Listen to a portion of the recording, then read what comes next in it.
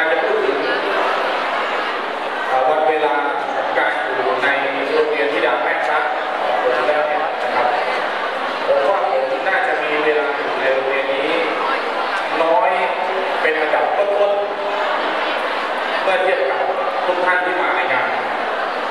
เหตุผลเพราะผมมีโอกาสได้เรียนอยู่ที่นี่เพียง3 ปี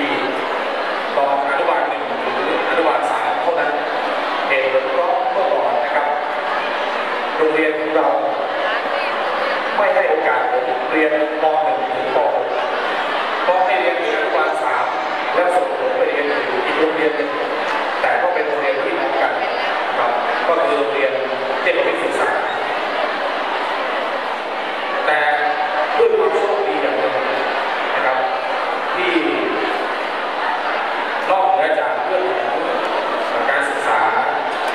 ระยะเวลาที่กับโรงเรียนผมโชคดีครับตรงที่ผมมีแม่ที่เป็นครูของโรงเรียนนี้และโชคดียิ่งกว่านั้นก็คือผมมีโอกาสได้เรียนในโรงเรียนที่ผมมีแม่อยู่หลายๆคนผมเชื่อว่าความทรงจำหลายๆอย่างที่เกิดขึ้นกับทุกคนนะครับเป็นความทรงจำที่งดงามหลายคนอาจจะจำได้ว่าครูคนแรกของเราเป็นใครผมมีครูคนแรกอยู่ที่นี่ครับครูผมชื่อครูแป๊วไม่รู้ครูแป๊วอยู่ไหนนะครับผมขออนุญาต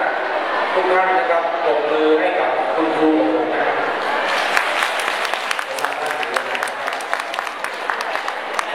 ผมมีวันนี้ได้เพราะครูคนนี้ผมเขียนหนังสือเป็นก็เพราะครูคนนี้ผม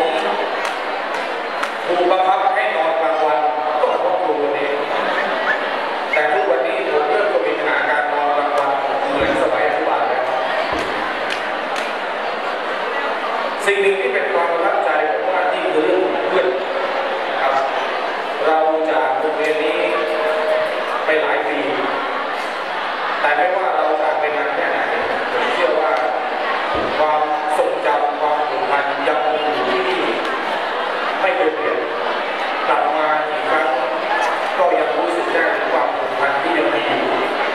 หลายคนอาจจะมีความสุขกับการย้อนกลับไปนึกถึงสนามเด็กเล่น